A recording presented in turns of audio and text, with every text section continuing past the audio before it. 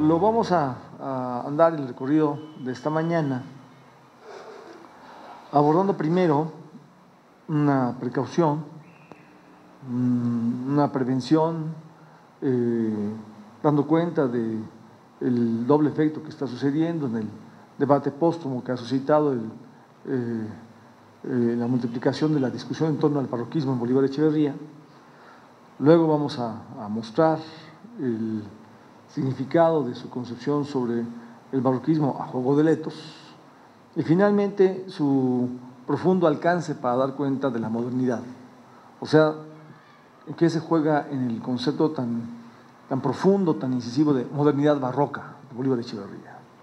Es sumamente importante que su concepto del barroquismo no quede reducido a letos, sino que finalmente se alcance a dar cuenta de cómo Bolívar Echeverría construyó este concepto de modernidad barroca. Sí existe la modernidad barroca, el término lo inventó él.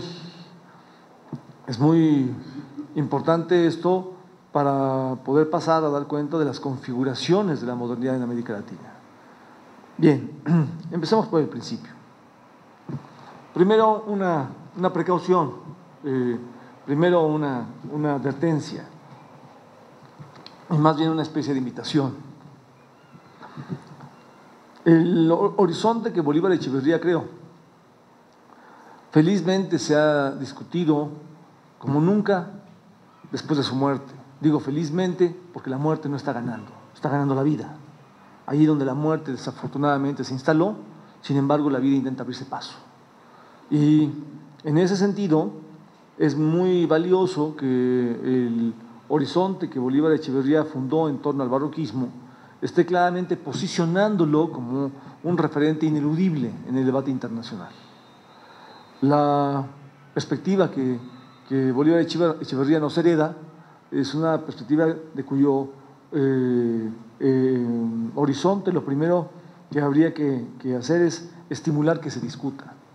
Se está discutiendo la contribución de Bolívar Echeverría desde muy diferentes perspectivas, desde muy diferentes disciplinas, desde la teología de la liberación, desde la teoría decolonial, desde el posmodernismo, desde las más distintas líneas de interpretación del mundo se está discutiendo la concepción de Bolívar Echeverría, ante todo en torno a lo barroco.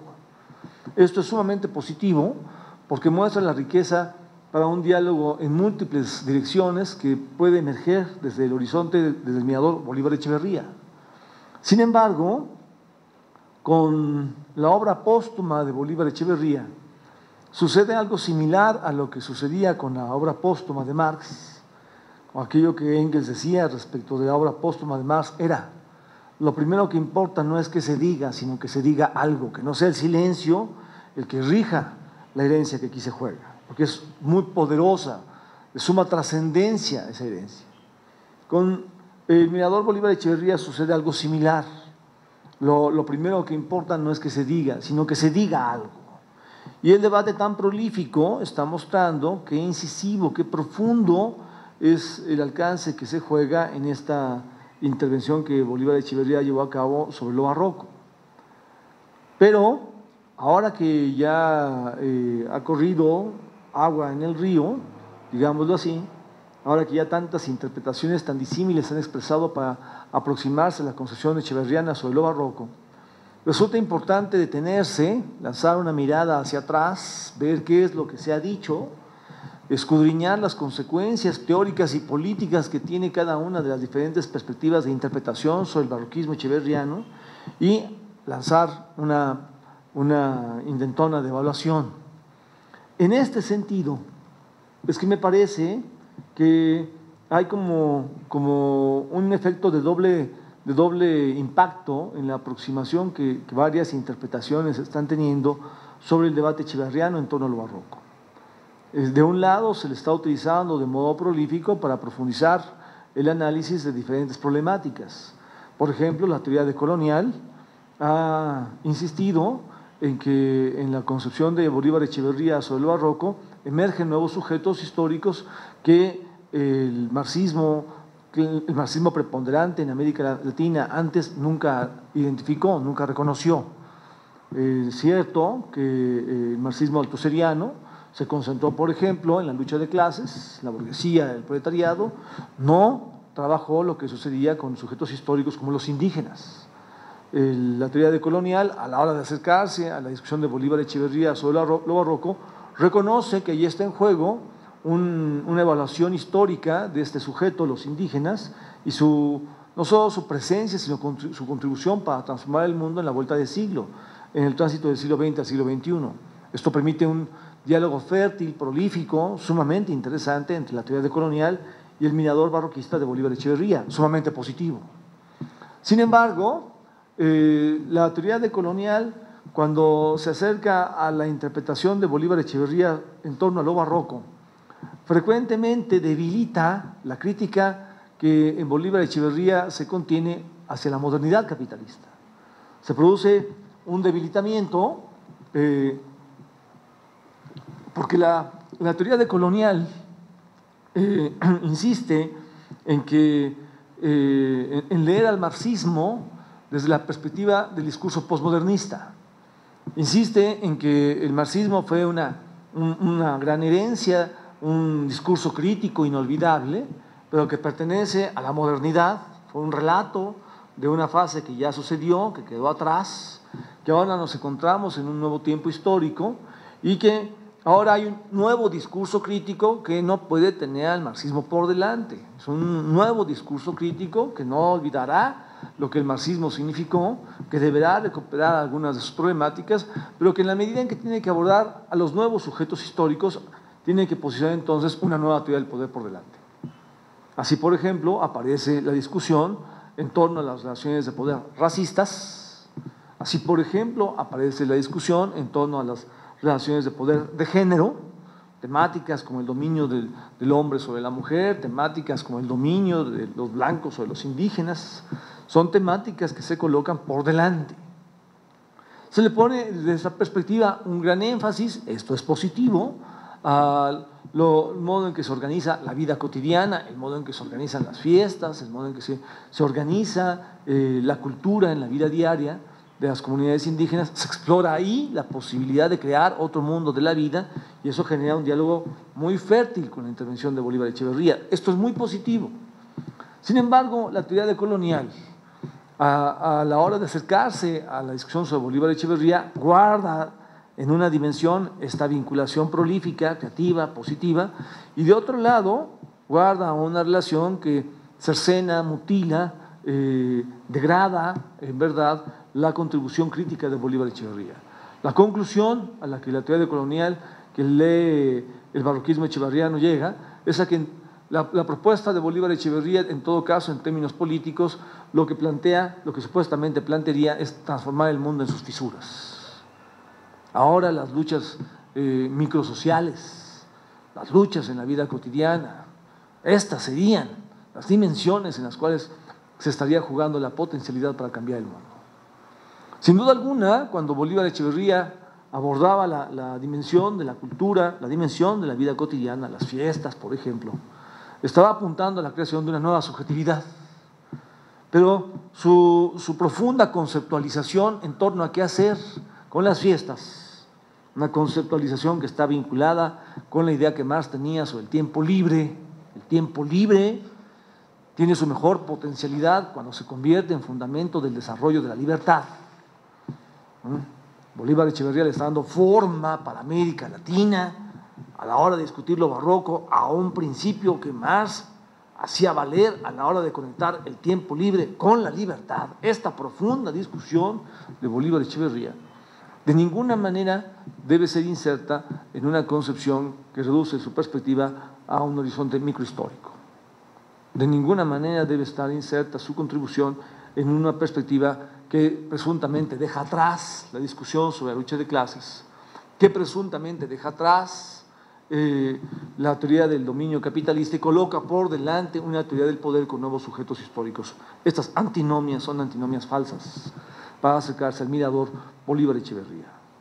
Esta dicotomía no existe en su crítica al barroquismo. Su crítica al barroquismo solo puede mostrar todo su poder, todo su alcance, si se lee en función de su crítica a la modernidad capitalista. Si no se coloca la crítica a la modernidad capitalista como plataforma de la crítica al barroquismo en el Mirador Bolívar Echeverría, no se va a percibir en verdad todo lo que está en juego ahí, conceptual y políticamente. Porque, por supuesto, hay sugerencias políticas de primer orden que derivan del Mirador Bolívar Echeverría, que de ninguna manera se reducen a lo microhistórico.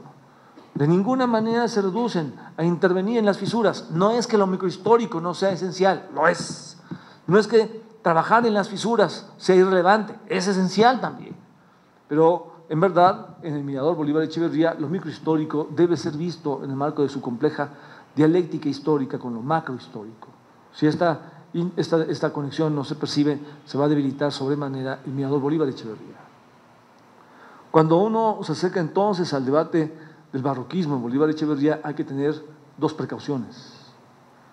Ni el barroquismo es un concepto que se remita puramente a la dimensión de la cultura, ni el barroquismo es un concepto que se reduzca al ámbito microhistórico.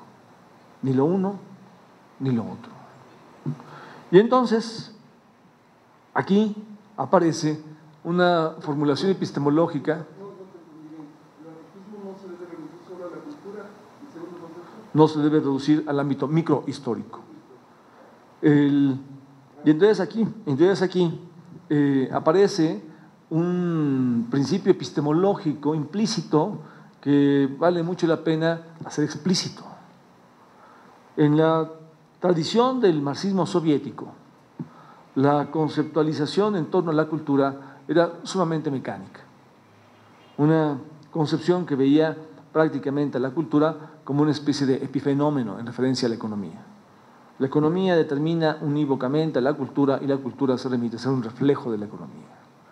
El marxismo soviético así leyó la relación entre estructura y sobreestructura, una interpretación sumamente débil para entender la compleja relación entre economía y cultura. Bolívar Echeverría, como fuerte heredero que es de la Escuela de Frankfurt, lee la relación entre economía y cultura de una manera completamente diferente. Completamente diferente. Para empezar, no entiende que exista por un lado la economía y por otro lado la cultura, y entonces que la primera determina la segunda, o la segunda la primera. No se trata simplemente de voltear las cosas, como de ahora más bien leer la economía desde la cultura, sino que Bolívar Echeverría se da cuenta de que la economía es cultura, sin ser sinónimos, y que la cultura es economía, sin ser sinónimos. Se da cuenta que la economía no está al margen de la cultura, que la producción y el consumo de los bienes constituyen en sí mismos comportamientos culturales. Se da cuenta que la cultura no se remite a ser economía, pero no puede funcionar sin tener producción y consumo de bienes, y que esto hace que en los bienes se plasme la cultura. Para empezar, economía y cultura se mueven en unidad inmediata, pero luego se desdoblan, y este desdoblamiento solo es comprensible a partir de su unidad inmediata. Es compleja la discusión. No va a entender entonces la dialéctica de la relación economía-cultura como la entendió el marxismo soviético. Hay un principio epistemológico que reconceptualiza la relación de economía-cultura desde un mirador completamente innovador. Aquí se puede ver claramente una influencia de Adorno y Horkheimer, que así fue como hemos entrado en la discusión sobre la cultura en la dialéctica de la Ilustración. En la dialéctica de la Ilustración, Adorno y Horkheimer le dan forma a un planteamiento que originalmente había hecho Walter Benjamin.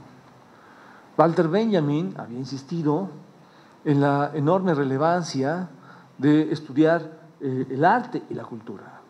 A principios del siglo XX, Walter Benjamin insistía en que los caminos de la revolución eran caminos que no solo debían andarse en la revolución política, caminos que no debían andarse solo en la revolución de la economía contemporánea.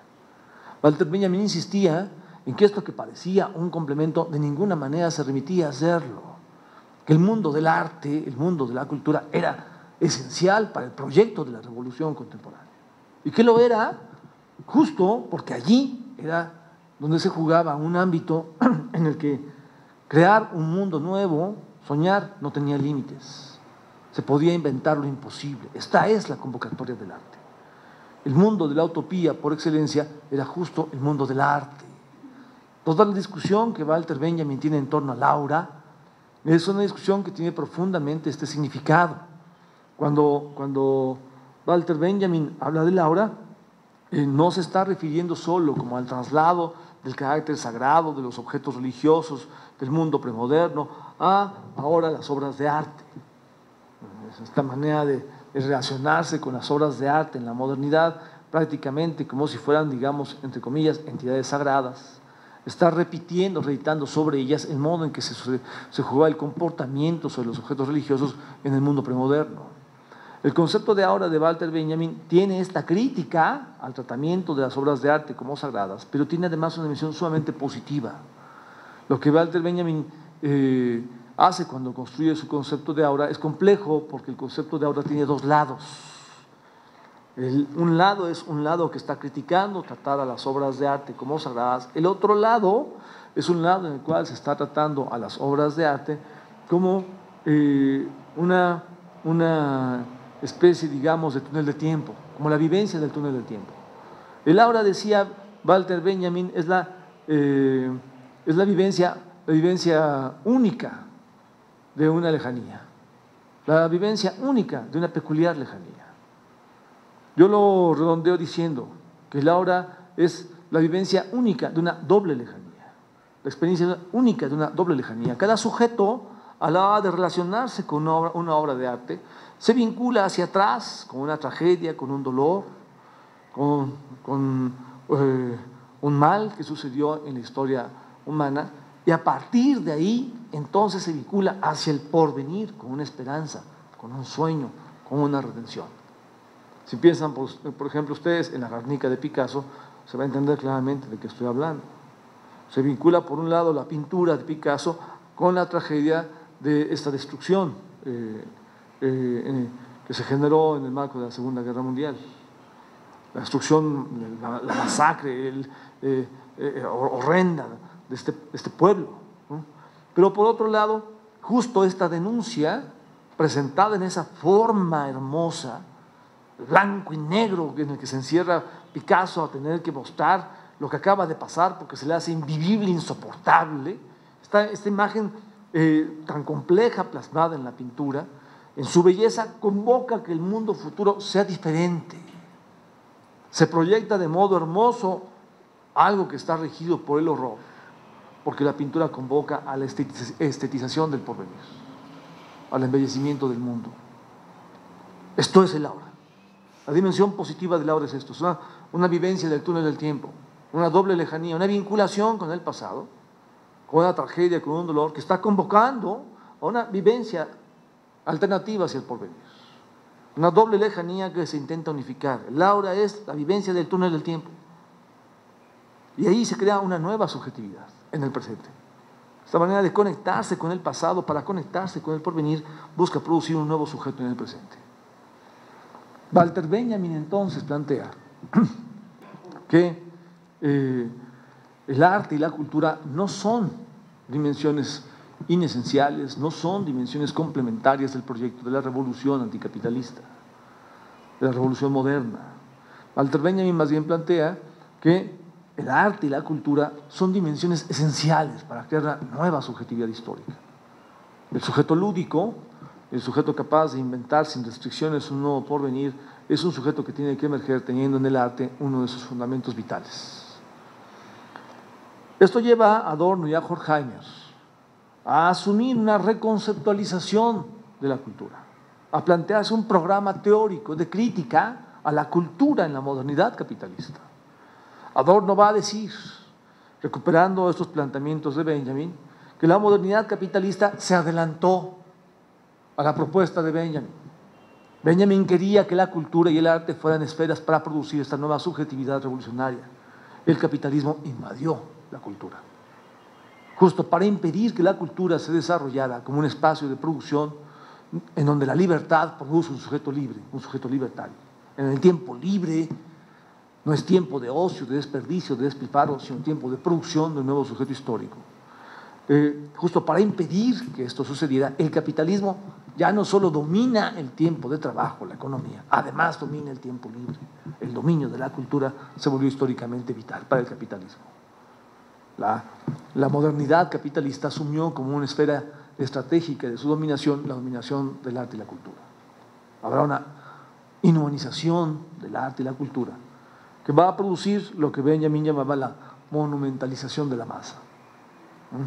Tratar a la masa como un monumento.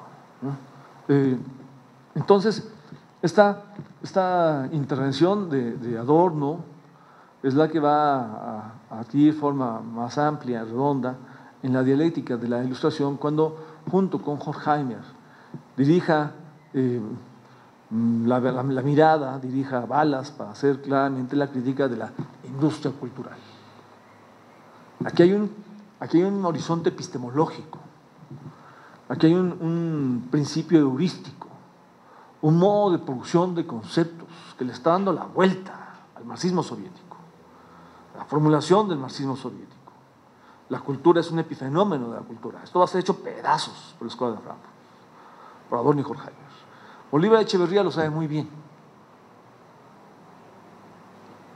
Y está partiendo de este principio, pero lo complejiza.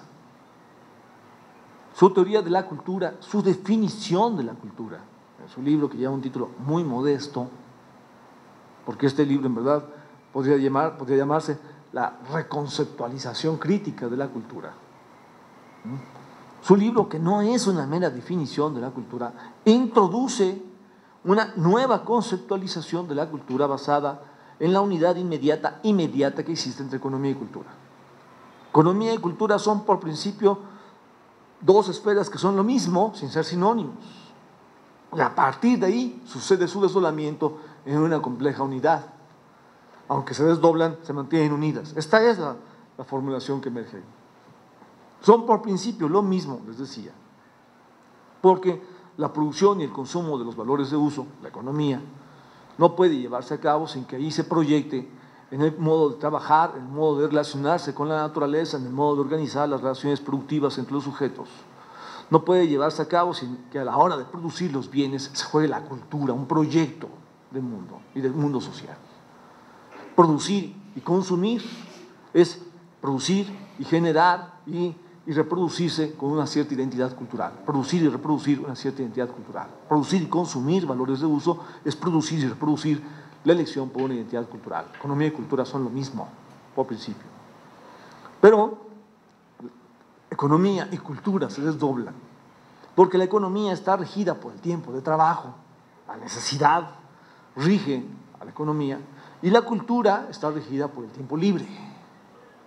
Así que se desdoblan en la medida en que la cultura va más allá de la economía, pero se sostiene en la producción y el consumo de bienes en el cual ella también interviene.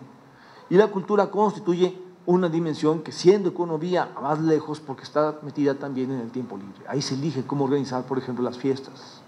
Ahí se elige cómo organizar los rituales. Y ahí se está entonces determinando una cierta identidad del sujeto social. Economía y cultura son lo mismo y a la vez no lo son. Y en esta compleja unidad doble, inmediata y mediata, es donde se juega su desciframiento histórico. Así se acerca Bolívar Echeverría a la que no es, les digo, la definición de la cultura, sino la reconceptualización crítica de la cultura. No me extiendo, la discusión completa sobre su libro, Definición de la cultura, en verdad exigiría entrar en la demostración del complejo diálogo que Bolívar Echeverría mantiene con la lingüística, con la lingüística estructural, con Saussure, con Jacobson, con Hemsworth, para construir una teoría histórico-materialista de la cultura insólita. Lo que importa en lo que estoy diciendo es que el principio epistemológico que está en juego en la teoría crítica de la cultura de Bolívar Echeverría es un principio epistemológico que en negativo está haciendo pedazos, está haciendo volar la perspectiva sobre la cultura del marxismo soviético, la perspectiva de la cultura a la que estábamos acostumbrados en América Latina. Así no hay que pensar la cultura. Hay una especificación negativa en la concepción de la cultura de Bolívar Echeverría. La cultura no es un epifenómeno de la economía. Sobre la base de esta especificación negativa, eso no es la cultura, entonces se puede dar la especificación positiva. Y la especificación positiva, entonces, sobre la base de esta compleja conceptualización de una doble unidad inmediata entre economía y cultura, reconsigue una convocatoria. La convocatoria es la crítica a la cultura moderna, es la ventana, la invitación a repensar toda la historia moderna. La crítica a la cultura moderna es una ventana para repensar críticamente toda la historia de la modernidad capitalista. Este es el punto. Si uno entiende así el modo en que Bolívar Echeverría define el barroquismo, se abre la mirada, se abre de una manera muy amplia la mirada, se puede entrar en una compleja discusión. De entrada, por supuesto, su discusión sobre el barroquismo es una discusión que está vinculando planteamientos de Marx con los de O'Gorman. O'Gorman fue quien precisamente insistió en acercarse a pensar en la historia de América Latina, introduciendo este fino concepto sobre la contraconquista. Bolívar Echeverría está recuperando esta formulación para repensar la cultura en la historia de América Latina. Cuando piensa, por ejemplo, Bolívar Echeverría en una figura como la Malinche, la piensa exactamente al revés de lo que hace la mirada, por ejemplo, de un autor como Octavio Paz. Octavio Paz mira a la Malinche desde una perspectiva propiamente racista, desde una perspectiva propiamente sexista. Se trata de la mujer que se doblega ante el hombre, se trata de la indígena que se doblega ante el conquistador. Es la perspectiva que miran los indígenas hacia abajo. Aquí hay racismo, aquí hay sexismo. En la lectura de Octavio Paz sobre la Malinche hay una denostación de nuestros ancestros. Así no se puede entender la Malinche, así no se puede entender la estrategia de sobrevivencia que se jugó con los aztecas cuando tuvieron que enfrentar a los españoles. Bolívar Echeverría entonces invita a reconceptualizar la figura de la Malinche como una figura individual que más bien abre la ventana para entender una estrategia de sobrevivencia que intentaban andar los sujetos del mundo prehispánico. La formulación es, no, más bien la Malinche, intentando hablar los dos idiomas, el de la conquista y el de los sujetos prehispánicos, tiende puentes porque está buscando neutralizar lo que parece un conflicto inevitable. Lo que se asume como un conflicto inevitable se encara como sujeto en situación intentando construir una salida que pareciera imposible y que sin embargo se intenta dar. Es precisamente la salida que tiene que ver con buscar generar una mezcolanza, un entrecruzamiento, un diálogo intercivilizatorio que de alguna manera haga que en lugar del conflicto se busque la socialización entre sujetos que por principio parecían no tener más que por fundamento de su relación la polaridad y el choque. La Malinche lo que representa es el intento de abrir un diálogo intercivilizatorio, de hacer vivible lo invivible, la conquista, de hacerla vivible, intentando construir una alternativa que pareciera imposible. Esta es la idea. Se está leyendo la Malinche al revés del racismo, se está leyendo la Malinche al revés del sexismo. Se está leyendo la Malinche como una figura individual que representa una alternativa histórica que se intentó andar. Es muy importante esta formulación que lleva a releer cuando se andan los demás pasos la historia del cristianismo en América Latina. En el cristianismo en América Latina no tenemos el doble del cristianismo europeo, de ninguna manera. Esto no es la repetición en el otro lado del mundo, en el nuevo continente, de lo que era el cristianismo en el viejo continente. El cristianismo no es lo mismo aquí que allá. El cristianismo aquí cambió radicalmente su configuración y su contenido. Porque lo que está sucediendo es que, aunque se impone el cristianismo como una religión que avasalla, que devasta las religiones prehispánicas, sin embargo, emergen dentro de él, incluso contra él, pero identificándose, integrándose a él, así de complejo. Emergen dentro de él, contra él, pero integrándose a él, en una compleja dialéctica de resistencia e integración. Hay resistencia dentro de la integración, pero a la vez integración dentro de la resistencia. En esta compleja dialéctica de resistencia e integración dentro del cristianismo en América Latina sucede una mezcolanza, una combinación extravagante, una identidad barroca del cristianismo. Puede emerger, por ejemplo, una figura paradigmática como la Virgen de Guadalupe, que se trata de una virgen morena que aparece dentro de una religión racista que elogia al hombre blanco por excelencia. Puede aparecer una identidad femenina como una identidad central dentro de una religión profundamente patriarcal. Claramente es Nancy, apareciendo dentro del cristianismo bajo una figura nueva. Puede aparecer una figura femenina, morena, que se presenta ante un indígena. ¿Cómo un indígena? Una entidad divina se aparece ante un indígena, ante un sujeto conquistado. Esto es profundamente transgresor de los códigos de una religión conquistadora. Una entidad divina que se atreva a parecerse a los sujetos conquistados. Entonces, en el cristianismo está sucediendo una metamorfosis muy radical de forma y de contenido. Hay una combinación, una mezcla, una combinación exagerada, un entrecruzamiento extravagante, ¿no? De la cultura de la conquista, por delante esto significa el cristianismo, y la cultura de la contraconquista, por delante esto significa las deidades prehispánicas. Y en esa combinación extravagante surgen deidades inéditas en la historia del cristianismo, deidades que el cristianismo no tuvo en ningún otro lugar anteriormente. Son deidades que surgen aquí en América Latina. Entonces, la crítica a la cultura, la crítica a la religión, se vuelven la punta de lanza de la crítica al barroquismo. Lo que está en juego ahí sí es este entrecruzamiento de cultura de la conquista con cultura de la conquista. Sí es esto lo que está en juego ahí. Qué positivo es el diálogo en múltiples latitudes que esta formulación de Bolívar Echeverría ha generado. Qué positivo es el conjunto de polémicas que ha provocado con las más diferentes perspectivas. Pero la interpretación de Bolívar Echeverría, siendo una contribución sumamente innovadora en la teoría crítica de la cultura para analizar la cultura de América Latina, no es una contribución que se remite a estudiar la cultura.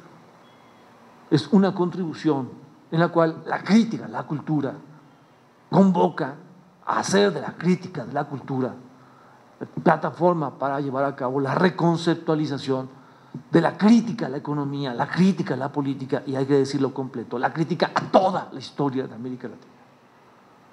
La crítica al barroquismo, la crítica a la cultura barroca latinoamericana, es el punto de partida de una convocatoria a la cual se le saca todo su alcance, cuando se ve que en su punto de llegada lleva a reconceptualizar la totalidad de la historia de América Latina. Desde el siglo XVI, o si quiere para decirlo en términos brodelianos, desde el largo siglo XVI hasta nuestro tiempo. Esto es lo que está en juego. Si esto se ve, entonces emerge un horizonte de un alcance insólito, sumamente importante para entender nuestro tiempo, no solo en términos culturales, para entender nuestro tiempo en términos económicos, en términos políticos y, por supuesto, en términos revolucionarios. Va a poder sacarse todas las consecuencias políticas que derivan de este mirador si se asume esta convocatoria a reconceptualizar la totalidad de la historia de América Latina. En ese sentido es vital entender que lo que está sucediendo en la conceptualización de la cultura de Bolívar Echeverría es hacer pedazos el modo en que se pensaba la cultura desde el marxismo soviético. Es introducir algo que no se había hecho en América Latina para pensar la cultura. Desde el marxismo se piensa la cosa ahora exactamente de una manera completamente diferente, innovadora. Habría que agregar, además, que en la discusión sobre el barroquismo,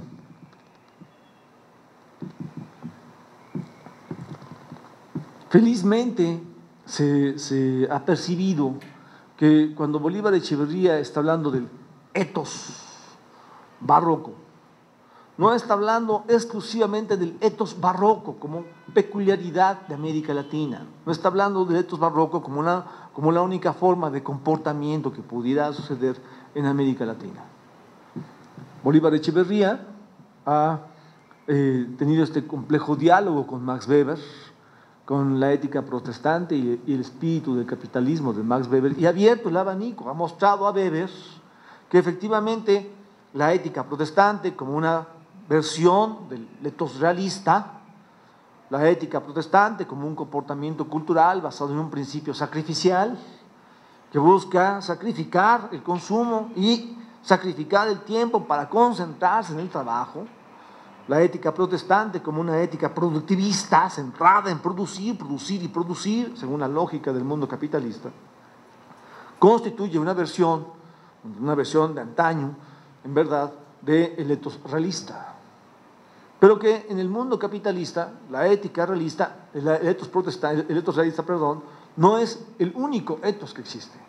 Que el etos tiene otras modalidades, el etos romántico, el etos clásico, el etos barroco. El etos romántico, que ve la marcha de la modernidad capitalista, fascinado con sus valores de uso como si fueran fundamento de un progreso histórico indetenible. El etos clásico, que no se identifica con el capitalismo, que no lo promueve, pero que asume que no lo puede cambiar, que está regido por una especie de resignación sin fin. Y el etos barroco, que intenta estas mezcolanzas extravagantes, estas combinaciones exageradas entre conquista y contraconquista para crear una identidad cultural peculiar. Bolívar Echeverría se da cuenta que hay un cuádruple de la modernidad capitalista y que a la hora de acercarse a explicar el modo en que funciona el etos en el mundo contemporáneo, hay que descifrar este cuádruple. Podría haber otras formas de etos. No le parece que su esquema sea exhaustivo, pero sí que es esencial. El núcleo básico de los comportamientos culturales en la modernidad está determinado por este cuádruple. El etos realista, el etos romántico, el etos clásico y el etos barroco se encuentran presentes en todas las formas de modernidad en todos los estados nacionales. En este sentido, es muy positivo cuando a la hora de acercarse a la discusión de Bolívar Echeverría sobre el etos, se percibe que su discusión formula que en todas las formas de modernidad, en todos los estados del mundo, sucede una especie de caleidoscopio en la que hay una correlación de fuerzas, una rapport de fuerzas diferencial. En un etos u otro puede ser preponderante, un etos puede estar por encima de los demás, pero en todas las formas de modernidad están los cuatro. Lo que define a la presencia del cuádruple en la modernidad capitalista es que es universal. En todos lados, estos son los cuatro comportamientos vitales, culturales, que se pueden encontrar. En todo caso, varía su configuración. Hay un caleidoscopio que se especifica de manera concreta para cada Estado nacional. Este reconocimiento es un reconocimiento complejo, un reconocimiento que se va aproximando a la complejidad del planteamiento de Bolívar Echeverría, pero, sin embargo, el reconocimiento de esta complejidad es limitado, porque el planteamiento de Bolívar Echeverría es más complejo aún. Sí está ahí esta formulación, el cuádruple de la modernidad capitalista es universal, se encuentra en todo Estado nacional, pero no se queda ahí. El paso que sigue tendría que ver con la insistencia que el mismo Bolívar Echeverría sí llevó a cabo, de que hay configuraciones de la modernidad capitalista, ciertos capitalismos, ciertos proyectos de capitalismo, en donde la presencia preponderante de un tipo de etos marca, define la peculiaridad histórica de ese proyecto de capitalismo, sin que esto signifique que el cuádruple de la modernidad se cancela o deja de existir ahí. Estando allí, el cuádruple uno prepondera. Y esta preponderancia cultural se vuelve una ventana, una convocatoria a repensar y descifrar ese proyecto, esa configuración histórica del capitalismo. En el caso de América Latina, esto lleva entonces a tener que dar cuenta de la configuración de la modernidad en América Latina como una modernidad barroca. O dicho de otro modo, esto lleva a dar cuenta de la configuración del capitalismo de América Latina como un capitalismo imposibilitado para ser el doble de los capitalismos europeos o el doble del capitalismo estadounidense. El capitalismo latinoamericano es barroco y esto define una forma, un proyecto de capitalismo que no puede ser entendido, por ejemplo, al modo de Bernstein, ¿no?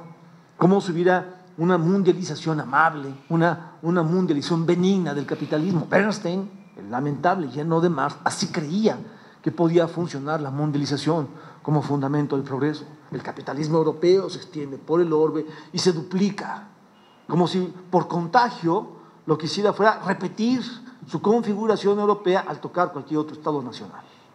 Así el capitalismo va a llevar la civilización al mundo. Esta es una concepción de la mundialización capitalista que no comparte Marx, que no comparte Rosa Luxemburgo y que no comparte, por supuesto, Bolívar Echeverría, que no compartió jamás el marxismo crítico. No existe esto, hay relaciones de poder centro-periferia, pero vean ustedes, la discusión de Bolívar Echeverría sobre las relaciones de poder centro-periferia se está complejizando sobremanera, está desarrollando de un modo muy innovador al marxismo crítico, porque está conceptualizando las relaciones de poder centro-periferia en función de dar cuenta de los proyectos de capitalismo que se juegan para el centro, para la periferia. Incluso es complejo porque la idea de él es que el barroquismo originalmente surgió en el centro. Muy complejo. Entonces, su discusión sobre el barroquismo está llevando a una reconceptualización, no solo sobre la totalidad de la historia de América Latina. Su discusión sobre el barroquismo está llevando a una discusión sobre la reconceptualización de la totalidad de la historia de la mundialización capitalista, la crítica, la cultura.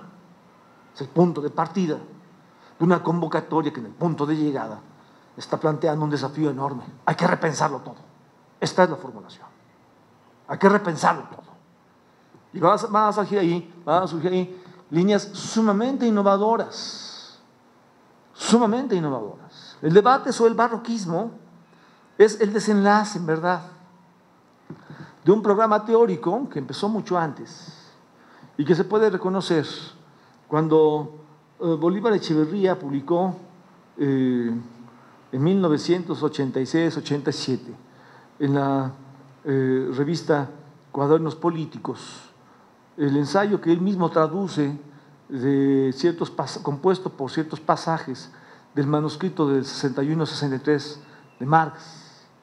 Además de elaborar el Capital, hay textos complementarios del Capital en Marx, no solo los Grundrisse, los clásicos Grundrisse, sino este amplio manuscrito, el manuscrito del 61-63, que es vital para poder agregar lo que falta en el Capital, que es una obra inconclusa. Bolívar Echeverría selecciona ciertos pasajes del manuscrito del 61-63, los traduce, siempre leer a Marx, traducido por la pluma de Bolívar Echeverría, lleva un Marx insólito, se ve de una manera impresionante Marx, tiene un alcance mucho más poderoso que el que se encuentra en otras traducciones. Esto es muy importante, por ejemplo, a la hora de revisar el capítulo 1 del Capital, la traducción de Bolívar Echeverría sobre el capítulo 1 del Capital, terminológicamente es la del alcance más poderoso en español. Y en este número de Cuadernos Políticos, Bolívar Echeverría hace una presentación de la traducción que lleva a cabo, de la selección y traducción que lleva a cabo de ciertos pasajes del manuscrito del 61-63. Es un ensayo que titula La subsunción formal y real del proceso social natural de trabajo al proceso social capitalista de valorización. Y Bolívar Echeverría presenta ahí una formulación epistemológicamente decisiva. Lo que él dice es: hasta ahora se ha pensado la historia de América Latina en función de esta idea de la articulación de modos de producción. Llegó el capitalismo y se topó con algo que era el precapitalismo, o más bien se ha pensado que en América Latina lo que existió antes del siglo XIX o del siglo XX fue francamente el feudalismo. ¿Qué fue América Latina? ¿Feudalismo? ¿Qué fue América Latina? ¿Un modo de producción campesino? ¿Qué fue América Latina? Una combinación de espacios de feudalismo con espacios de modo de producción asiático. Hubo quien pensó que América Latina era un doble de modo de producción asiático. Esta discusión sobre la articulación de modos de producción inconexos entre sí, que por principio funcionan cada uno por separado y luego se vinculan en exterioridad, es la que rigió de manera preponderante el análisis de la historia de América Latina desde el siglo XVI. Y lo que Bolívar Echeverría dice en este número de Cuadernos Políticos es: desde la teoría de la subsunción emerge un desafío, repensar la historia de América Latina. La discusión de Bolívar Echeverría sobre el barroquismo es la respuesta a ese desafío, su intento de contestar a ese desafío, repensar la historia de América Latina. Y entonces, si uno parte de reconocer que hay estos dos principios epistemológicos en la conceptualización crítica del barroquismo, uno, la cultura es la ventana a la crítica, a toda la modernidad capitalista, a la economía, a la política y la historia de la modernidad capitalista, y no solo la crítica a la cultura. La crítica a la cultura es esencial, pero la crítica a la cultura no se remite a la crítica de la cultura a la cultura no es culturalismo. Si uno percibe esto, si uno percibe que la formulación es la crítica al barroquismo, sí, da cuenta de que el cuádruple ete existe en toda modernidad, pero esto no significa que el etos barroco se remita a cómo se comporta este o aquel conjunto social, esta o aquella comunidad indígena. Lo que rige el barroquismo no es solo una perspectiva microhistórica, lo microhistórico se puede descifrar ahí, pero la discusión sobre el barroquismo es una convocatoria a repensar toda la historia del capitalismo. Si uno percibe que lo que está en juego ahí es esta doble convocatoria, entonces lo que sigue es hacer explícitas las contribuciones que Bolívar Echeverría formuló con su conceptualización sobre el barroquismo.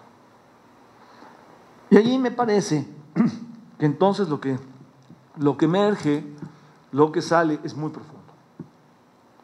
Lo que emerge, lo que sale es muy profundo, porque de entrada nos lleva a conceptualizar de una manera alternativa la historia de la mundialización capitalista.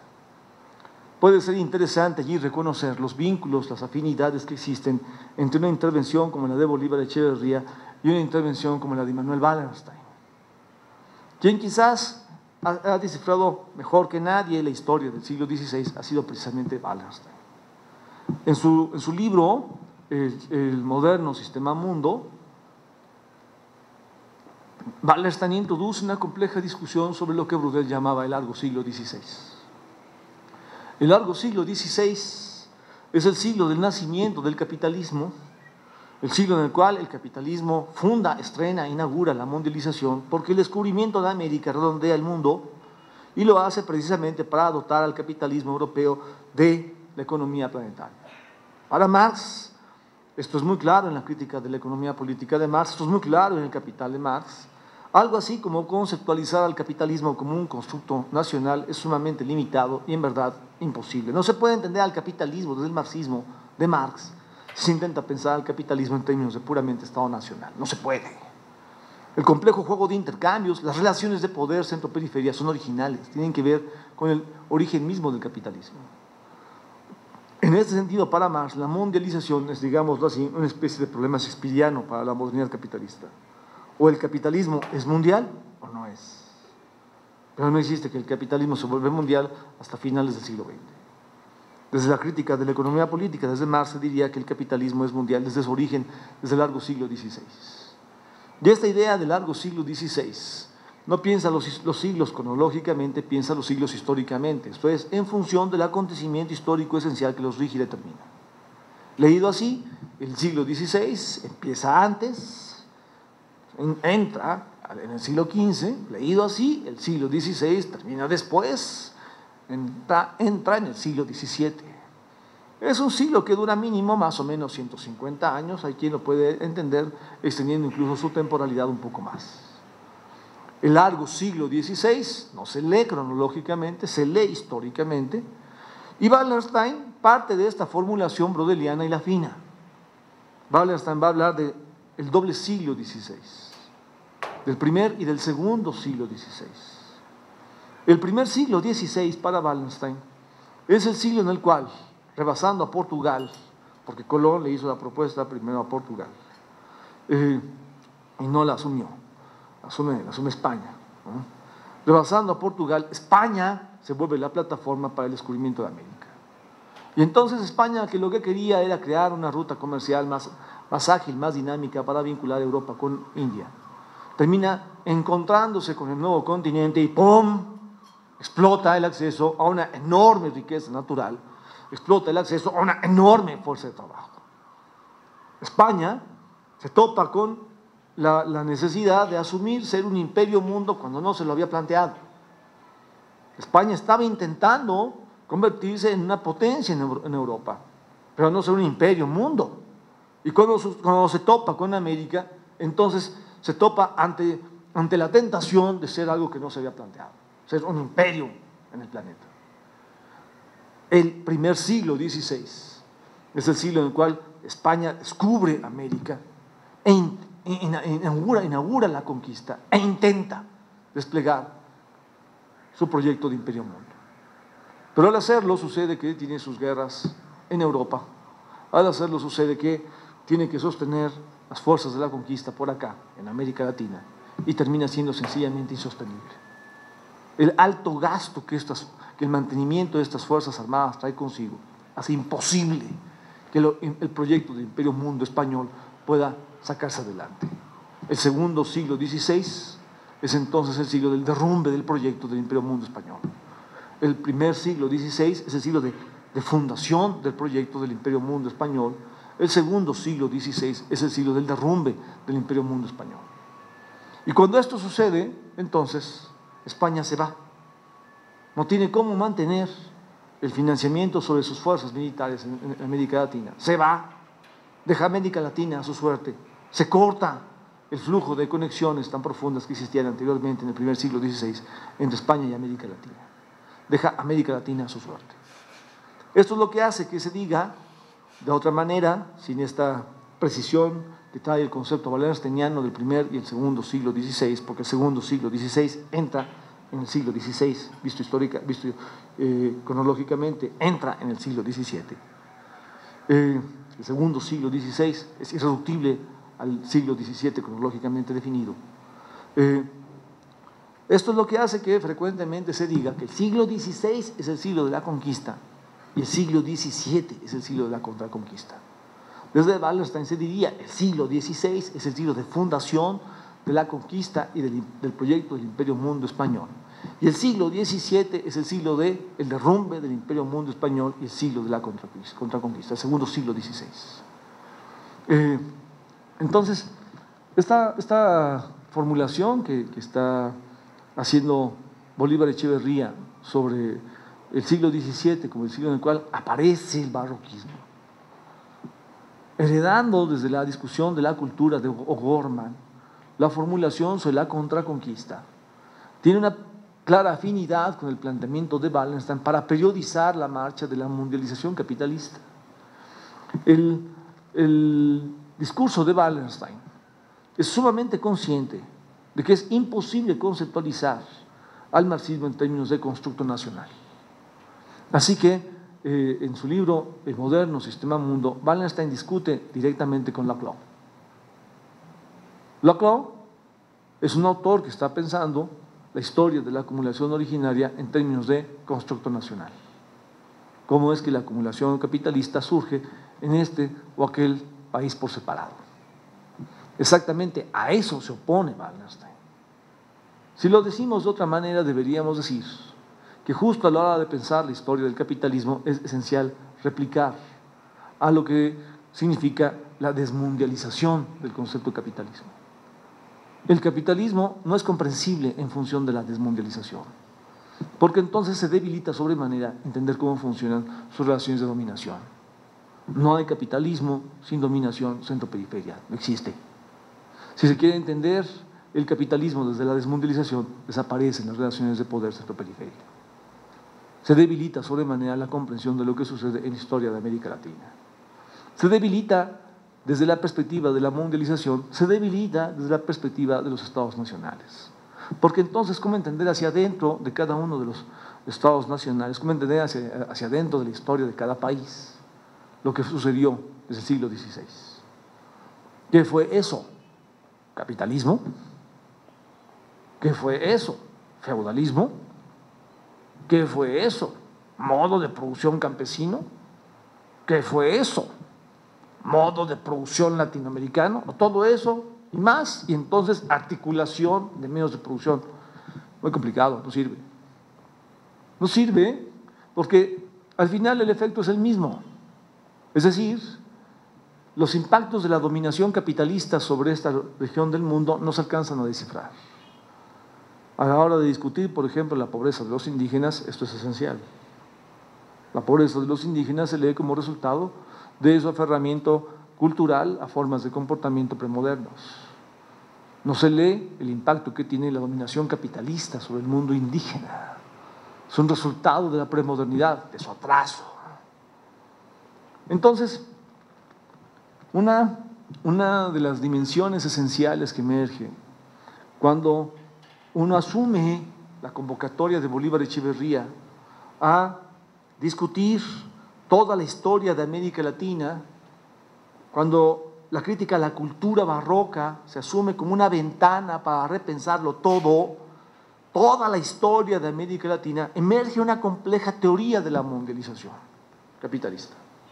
El planteamiento de Bolívar Echeverría es: en Europa hay dos formas de modernidad preponderantes, no únicas. En el norte de Europa está la modernidad protestante, una forma de capitalismo que hace uso y abuso del cristianismo para intentar derrotar las formas de comportamiento cultural precapitalista sin hacerles concesiones. Bolívar Echeverría sabe muy bien, porque conoce a fondo el Capital de Marx, que Marx tiene una compleja conceptualización en torno al cristianismo. En el capítulo 1 del Capital, Marx señala que el cristianismo es la religión por excelencia de la lógica de la mercancía. Así como la mercancía tiene una forma abstracta y una forma concreta, valor de uso y valor, el cristianismo tiene un doble nivel en cada uno de los creyentes. Tienen cuerpo y tienen alma. Así como en la mercancía hay una entidad abstracta que domina a lo concreto, en el cristianismo hay una entidad abstracta, una noción abstracta de Dios, un espíritu que domina al mundo concreto. Y el espacio por excelencia en el cual se prueba que los hombres no gobiernan el mundo, sino entre comillas Dios, no es la iglesia, es el mercado. Bolívar Echeverría sabe muy bien que Marx tiene una fina crítica al cristianismo desde la perspectiva de la crítica al dominio de lo abstracto sobre lo concreto. Le parece que en el cristianismo, en efecto, hay una proyección en el plano de la cultura, una conformación en el plano de la cultura de la legalidad de la contradicción valor de uso que juega en el plano de la economía mercantil. Ve la legalidad de la mercancía entrecruzada con la legalidad cultural del cristianismo. Y desde esta perspectiva entonces ve al cristianismo como una religión que se adapta, que se integra bien al triunfo de la lógica del valor sobre y contra el valor de uso que se alcanza cuando el capitalismo surge.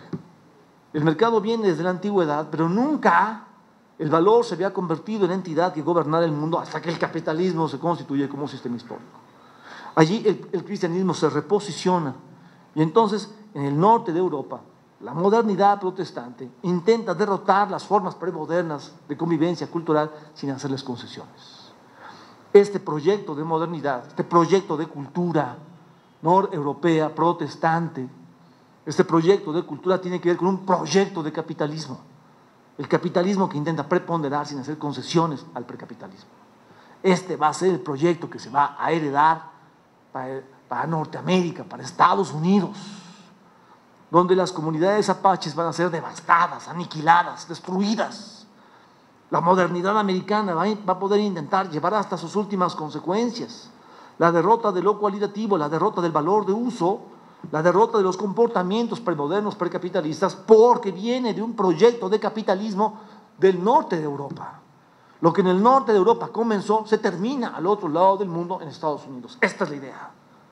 El proyecto de capitalismo que se plantea, la derrota total del valor de uso, surge en el norte de Europa, concluye en la modernidad americana. Se está leyendo la historia de la mundialización de esta manera. El proyecto de la modernidad americana está vinculado con el proyecto de capitalismo del norte de Europa.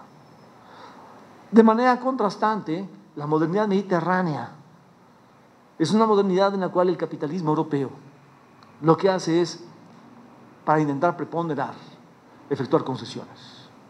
Las mezcolanzas, los entrecruzamientos culturales que el cristianismo lleva a cabo, sus diálogos con otras civilizaciones, sus admisiones de estos cruces que lo transforman a sí mismo, empiezan a suceder en la modernidad mediterránea. Y lo que muestran es un proyecto de capitalismo que para intentar abrirse camino está dispuesto para ganar a la hora de conquistar, a hacer concesiones. Este proyecto de capitalismo que ya está predispuesto al barroquismo es el que llega a América Latina con España. Pero cuando llega acá, se topa con un desafío muy peculiar. ¿Qué sucede en lo que Wallerstein llama el segundo siglo XVI? Se topa con un desafío muy peculiar que sucede en lo que constituye el siglo del XVII, si se entiende por este siglo de la contraconquista. Lo que está pasando es que en el momento en el cual el imperio mundo español se viene abajo, en el momento en el cual España corta sus conexiones económicas y políticas, sus intensas conexiones económicas y políticas con América Latina, se arriba a una especie de amenaza, de peligro, de riesgo de civilización cero. El mundo se va a venir abajo. Las comunidades indígenas prehispánicas están profundamente atravesadas por la devastación, pero también los herederos de los conquistadores han perdido su conexión con el mundo europeo y entonces no tienen cómo sostener por sí mismos la dominación que intentan establecer acá. Ambos bandos, los herederos de los conquistadores y los indígenas, están colocados en una situación en la cual se arriba al peligro de la civilización cero. Y allí, desde ambos lados, emerge la necesidad de asumir el barroquismo. El barroquismo se va a ver en todo, para empezar, por supuesto, en la demografía, lo que vendrá a ser el mestizaje. Entonces, emerge un proyecto de civilización muy peculiar que lo atraviesa todo: la economía, la política, la cultura, el arte, la demografía. Todo va a estar atravesado por el barroquismo. Este entrecruzamiento entre conquista y contraconquista no es solo cultural, lo atraviesa todo. O, si se quiere, es cultural en la medida en que se entienda por cultura todo. Atraviesa la economía, la política, la demografía, los comportamientos artísticos, y entonces en ese sentido es cultural. Si la cultura se entiende como la totalidad del mundo social de la vida, entonces sí es cultural. Si la cultura no se entiende como algo ajeno a la economía, sino como la totalidad social, entonces sí, el barroquismo es cultural.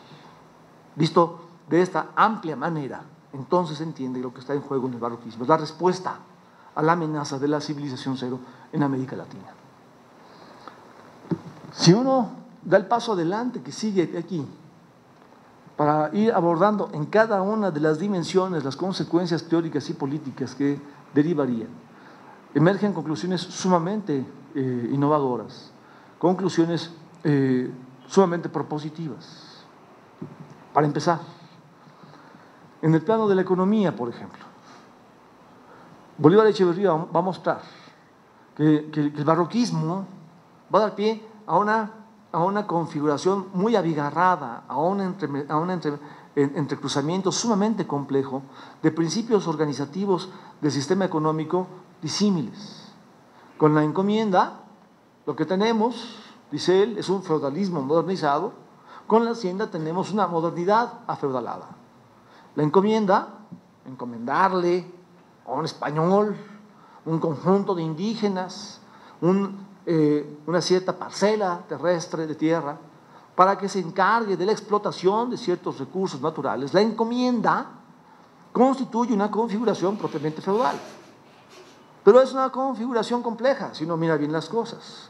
Por supuesto, es una configuración en la cual la tentación de la esclavitud aparece a cada rato. Esto no es solo feudalismo, allí no hay esclavismo porque no se regresa al pasado, no se regresa a la antigüedad, pero hay esclavitud.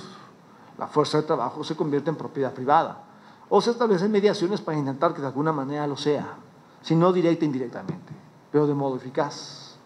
Sin embargo, estos principios, el feudalismo y la esclavitud, no están allí ni al servicio de la esclavitud, ni al servicio del feudalismo, simplemente. Están allí al servicio de la acumulación originaria del capitalismo mundial, de la conformación del capitalismo como sistema mundo. Y esto es lo que hace que fácilmente la encomienda se empiece a embarcar en la sustracción de metales preciosos para proveer de su materia prima al dinero mundial. La plata americana va a dotar de una enorme riqueza al capitalismo europeo, que va a usar esta plata no solo para dominar América Latina o para intentar desarrollar su poder en Europa, sino para dominar Asia. Con base en esa plata, Europa va a dirigirse también a desplegar su dominación al otro lado del mundo, hacia Asia. Entonces, la encomienda constituye una forma histórica muy peculiar. Vean ustedes, allí está un principio feudal, el monopolio de la tierra, allí está un principio esclavista, la fuerza de trabajo de alguna manera se intenta esclavizar y esto genera protestas y al final el imperio español tiene que poner límites y prohibir la esclavitud. Allí está un principio capitalista. El oro no es oro, simplemente el oro es dinero mundial. ¿Qué es esto de lo que aparece cuando se narra aquella fábula del indígena que le pregunta al español, bueno, ¿y ustedes qué comen? Y el español contesta, nosotros comemos oro. ¿No? El oro tiene una función diferente, no es valor de uso, es la materia prima del dinero mundial. Y si el dinero mundial importa es porque está en curso la conformación de un nuevo sistema mundo, la conformación del capitalismo como sistema mundial. La acumulación originaria solo es descifrable si se ve como acumulación originaria de capital mundial, nunca como acumulación originaria aislada en esto o aquel país, por separado. La hacienda constituye una forma posterior que viene con el segundo siglo XVI, que va a crecer en los siguientes siglos, en el siglo XVII, en el siglo XVIII, la hacienda. Una forma en la cual este entrecruzamiento entre principios y símiles se vuelve cada vez más complejo. Cuando Bolívar Echeverría se refiere a la encomienda, la define como un feudalismo modernizado. Cuando se refiere a la hacienda, se refiere como una modernidad afeudalada. En la hacienda, ya lo que hay es una configuración diferente del funcionamiento del mundo rural, una configuración diferente de este mundo, porque ahí la fuerza de trabajo de alguna manera empieza a configurarse como fuerza de trabajo asalariada. Habrá que pagarle a los trabajadores un cierto salario, que luego no se paga como salario, sino a través de ciertos bonos que se tienen que realizar en la tienda de raya, de la cual, que es propiedad también del mismo hacendado. Lo que interesa es que la fuerza de trabajo cambió en su configuración. Dejó de ser la fuerza de trabajo que estaba sometida de modo feudal, dejó de ser la fuerza de trabajo que estaba sometida como esclavo, así como esclavo, y se vuelve una fuerza de trabajo que de manera compleja apunta a ser fuerza de trabajo asalariada. Sin embargo, contradictoriamente, de todos modos, la esclavitud se intenta instalar allí, justo en el momento en el cual la fuerza de trabajo tiene que empezar a configurarse como fuerza de trabajo asalariada. Ahí también, sin embargo, se intenta hacer valer la esclavitud, y eso es la tienda de raya. La tienda de raya que va a vender los mismos productos que los trabajadores generan con precios muy altos para generar una deuda que no se pueda pagar jamás, de tal manera que finalmente se vuelve heredable. La pagas, si te mueres y no la pudiste pagar, la van a tener que cubrir tus hijos. Entonces, la hacienda se vuelve una mediación en una trayectoria histórica que apunta ya hacia la mercantilización de la fuerza de trabajo, pero que está haciendo complejas combinaciones.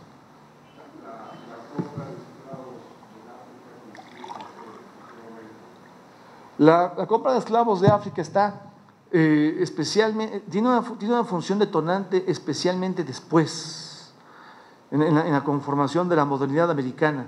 Podría terminar esta parte y regresamos allí, ¿no? Es muy interesante la forma diferente en la que funciona la modernidad barroca en América Latina con la esclavitud y la modernidad americana con su esclavitud. Son dos diferentes formas en las cuales la acumulación originaria hace uso y abuso de la esclavitud, no son iguales.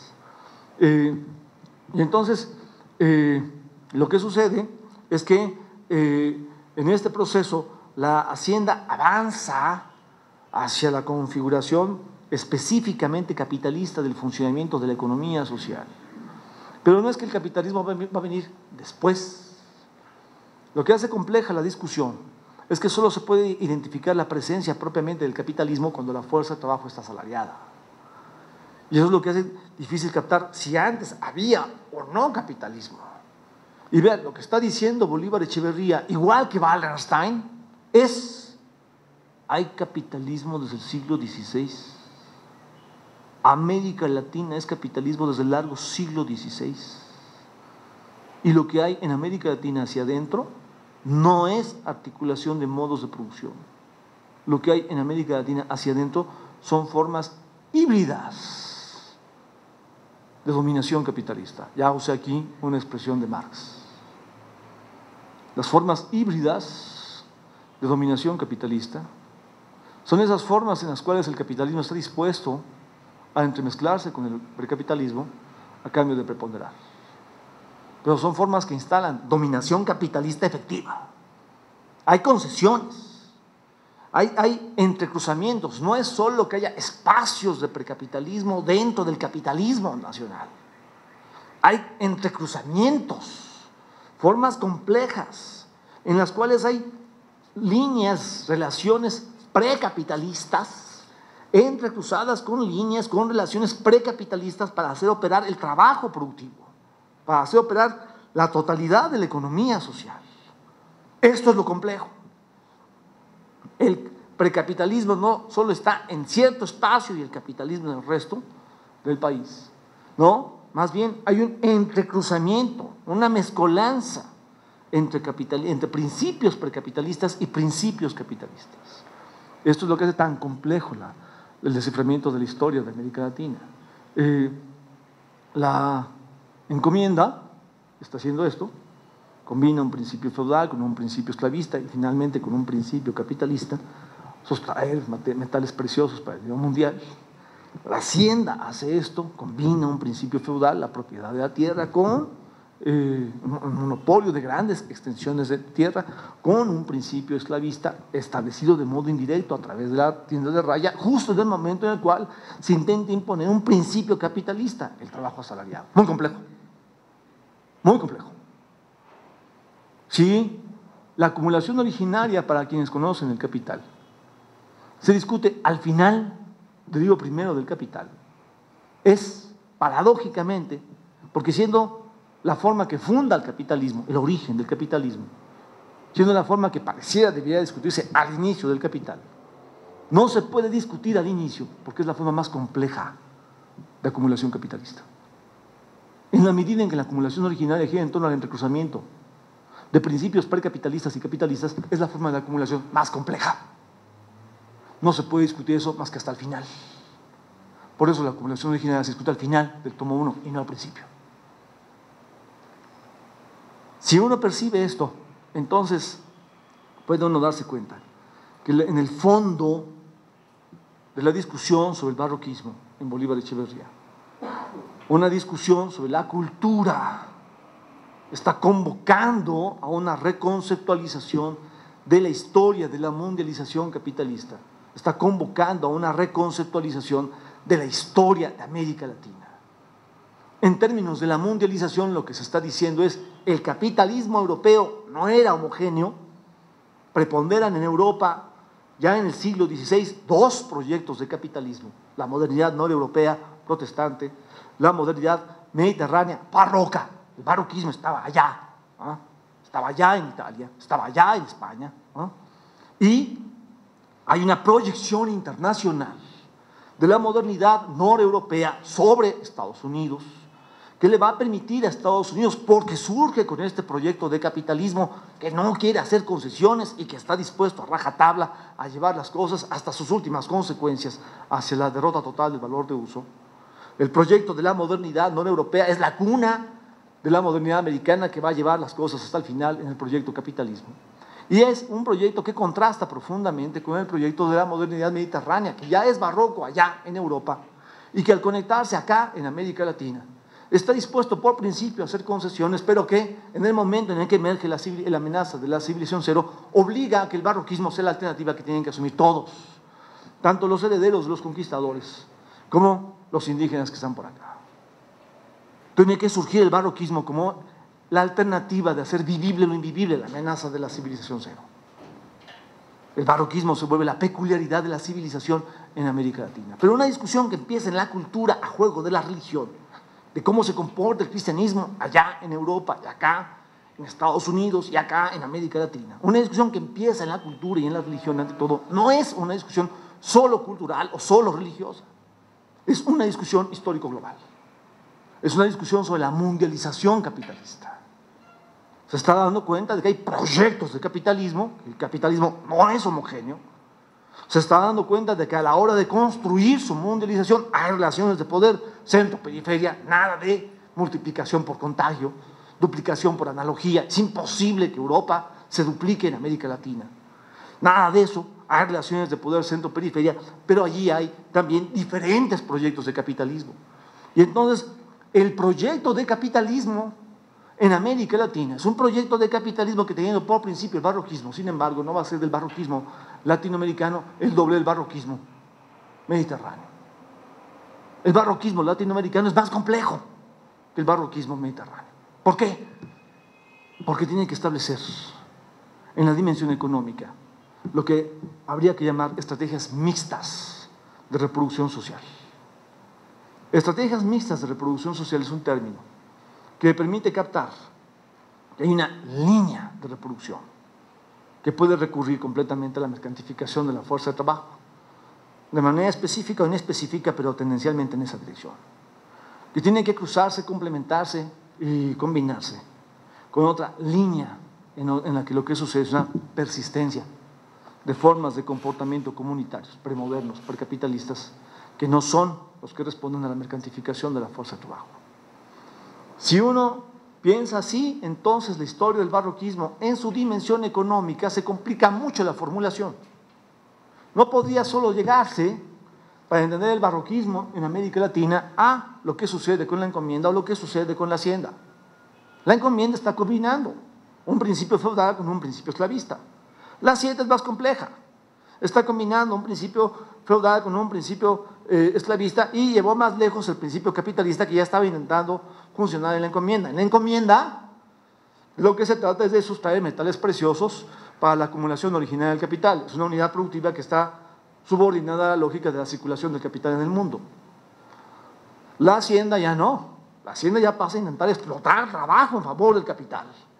Produce cacao, se mete en la ganadería, se dedica a producir ciertos bienes que sirven a la acumulación originaria del capital. Pasó de ser una unidad productiva subordinada a la circulación capitalista a ser una unidad productiva en la que ya se intenta que funcione la explotación capitalista del trabajo. Complejo, pero no basta.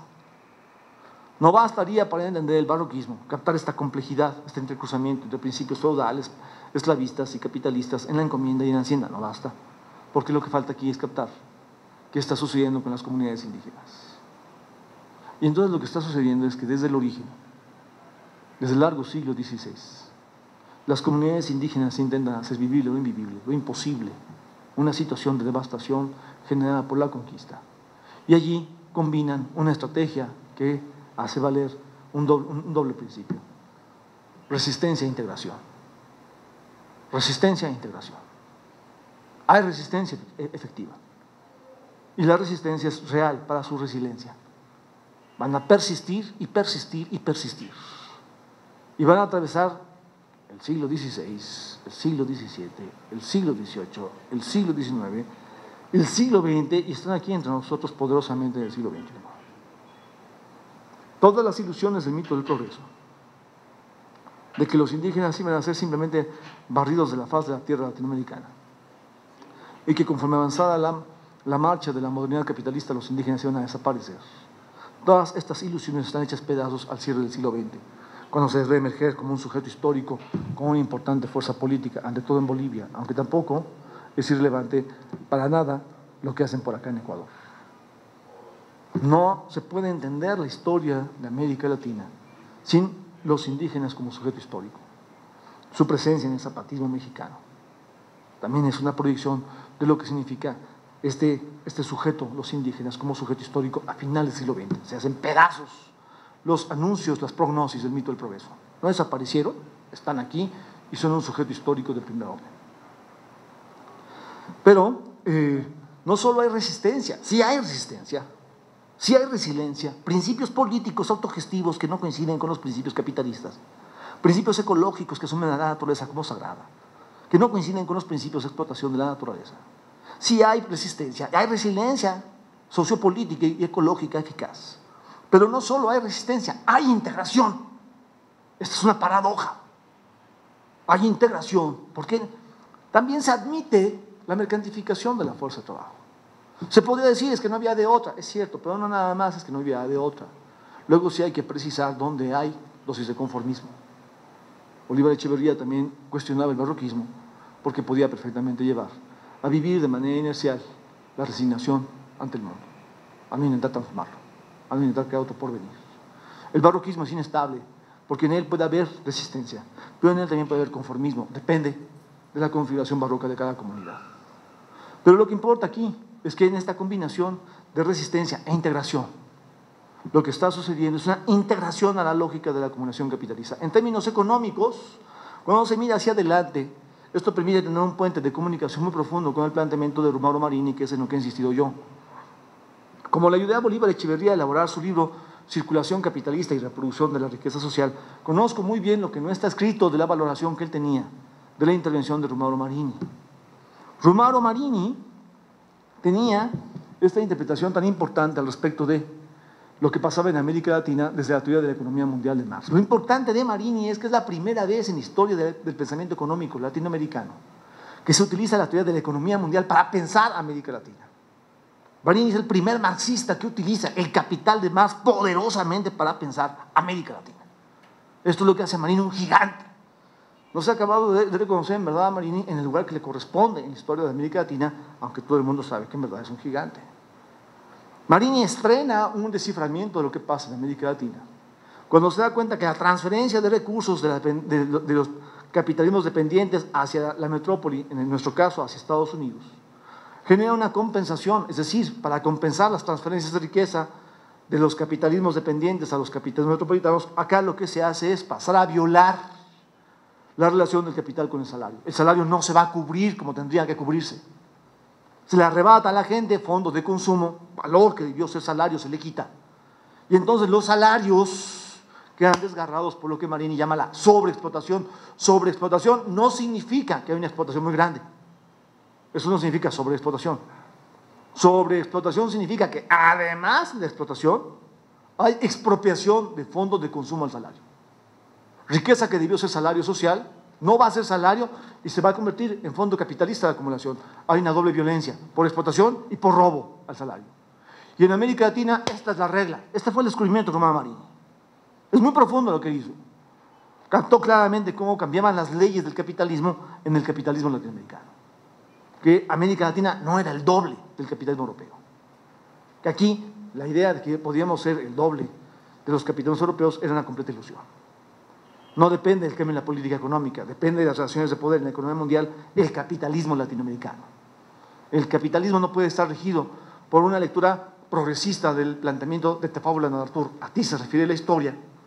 No es un planteamiento que signifique que lo que Europa es, se va a repetir en la periferia. No, de Tefábula de Artur quiere decir que el capitalismo se mundializa, pero en formas de proyectos de capitalismos distintas. Bolívar Echeverría valora esta formulación de Marini y si la conecta uno con su planteamiento sobre el barroquismo, emerge una formulación esencial. Lo que emerge es: el capitalismo en América Latina paga salarios que no permiten la reproducción de la fuerza de trabajo nacional. En América Latina la nación no se va a reproducir con base en el salario, no alcanza. Siendo imposible la reproducción de la fuerza de trabajo nacional con el salario, entonces la estrategia de sobrevivencia, intentar hacerlo vivible intentar hacer vivible lo invivible, intentar abrirse paso en medio del peligro, conduce a estrategias mixtas de reproducción vital. Habrá una línea de reproducción basada en la mercantilización de la fuerza de trabajo, habrá una línea basada en la persistencia de procesos de autoconsumo, gracias a que continúan existiendo las comunidades indígenas. Como ven cómo funcionan los campesinos o los indígenas, pueden ver eso. Una parte del año se trabaja en la agricultura, se es jornalero agrícola, solo se puede tener trabajo una parte del año, cuando hay cosecha. Otra parte del año no hay trabajo. Entonces se venden servicios por cuenta propia, se es albañil, o francamente se recurre a formas de autoconsumo. Entonces hay una combinación compleja de una línea de reproducción basada en la mercantilización de la fuerza laboral y una línea de persistencia de formas precapitalistas de autogestión y autoconsumo. Esto significa que en América Latina las comunidades indígenas persisten por necesidad del mismo capitalismo. El capitalismo está obligado a dejarlas persistir, porque de otra manera la fuerza de trabajo nacional se muere. Como el capitalismo no va a garantizar la reproducción de la fuerza de trabajo nacional, tiene que dejarlas persistir. Pero esto genera una compleja combinación. Hay funcionalidad, integración, pero no deja de haber resistencia. Las comunidades indígenas persisten, no nada más porque el capitalismo necesita que existan para que pueda subsistir la reproducción de la fuerza de trabajo nacional, no. También significa que persisten, y ante todo persisten, porque resisten, porque se aferran a principios de organización del mundo diferentes al capitalismo, porque insisten en una forma de relación con la naturaleza que la reconoce y admite como una entidad sagrada, la respetan, no quieren devastarla, porque insisten en relacionarse entre sí mismos de otro modo, en otro modo de convivencia. Hay resiliencia político-ecológica eficaz. Es un complejo esto entonces, porque hay integración y resistencia, o para decirlo más bien, hay resistencia en la integración e integración en la resistencia, las dos cosas a la vez que no significan lo mismo. Integración en la resistencia, porque hay una funcionalidad a la reproducción de la fuerza de trabajo nacional adecuada para la acumulación de capital. Pero resistencia en la integración, porque estas comunidades no persisten solo porque son funcionales su persistencia a la acumulación capitalista, sino porque realmente se aferran a principios no capitalistas de organización del mundo de la vida. Complejo. Esto define la historia de América Latina como una historia muy peculiar. El barroquismo europeo no tiene este poder. No tiene este poder histórico. Claro que luego varía. Hay lugares en los cuales el barroquismo está cargado al conformismo. Lo que define al etos, esto es muy importante captarlo, es que la estrategia de sobrevivencia se vuelve costumbre, comportamiento automático, actitud de la vida cotidiana inercial, una organización irreflexiva de la vida diaria. Eso es un etos. Cuando Bolívar Echeverría decía que no podía haber un etos revolucionario, luego le reclamaban eso, es que ya explicaste los 4 etos, el barroco, el romántico, el clásico, el realista, pero que falta el etos revolucionario, pues no se ha entendido el concepto de etos. Algo así como un etos revolucionario sería un contradicto, un adyecto, un sustantivo acompañado por un adjetivo que lo niegue y lo hace imposible, porque sería un comportamiento automático que no puede ser automático, porque más bien tiene que innovar de manera reflexiva el mundo. Eso no es un etos. Un etos revolucionario es imposible. No se entiende el concepto de etos cuando se formula siquiera la propuesta de que habría que hablar de un etos revolucionario. Eso no puede ser. Lo revolucionario no puede ser comportamiento automático, no puede ser inercia, no puede ser irreflexivo, no se puede volver una costumbre porque se logró sobrevivir así y si le seguimos así, más o menos vamos a conseguir seguir vivos. No, lo revolucionario tiene que asumir cambiar el mundo de manera reflexiva y saber muy bien a dónde va. En este sentido, en el barroquismo, en la medida en que hay un potencial autogestivo, un comportamiento autogestivo que intenta autogobernar el mundo. En este sentido, en la medida en que en lo barroco hay un fundamento ecológico que se relaciona de otra manera con la naturaleza, hay principios que podrían llevar a hacer pedazos el etos. Hay dentro del barroquismo potencialidades post-barrocas. En el barroquismo latinoamericano hay potencialidades post-barrocas y eso es lo mejor del barroquismo latinoamericano.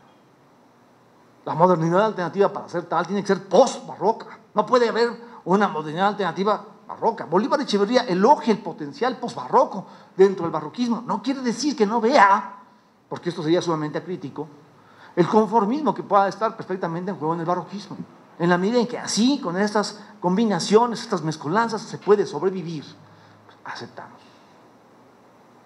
Es cierto que hay una reemergencia de las deidades prehispánicas, una reemergencia de la cultura prehispánica, una contraconquista dentro de la conquista y cambió la cultura europea y se hizo otra cosa acá, surgió algo que nunca había existido en ningún lugar del mundo. Sí, es cierto, hay una resistencia en la integración, pero esa resistencia en la integración puede perfectamente desembocar en conformismo. Un conformismo que a Bolívar Echeverría no le gusta, que más bien provocativamente intenta convocar a que se reconozca justo para intentarlo trascender. Entonces, la alternativa para Bolívar Echeverría no es el barroquismo. El barroquismo es una forma de combinar resistencia e integración. Esto sigue siendo una forma de etos capitalista. Esto sigue siendo una forma de etos moderno capitalista. Cuando justo lo que la revolución necesita es hacer pedazos todo etos. El etos realista, el etos romántico, el etos clásico y también el etos barroco. Los revolucionarios tienen que hacer pedazos todos los etos. Y en este sentido, entonces, el post-barroquismo es el que abriría perspectivas de porvenir.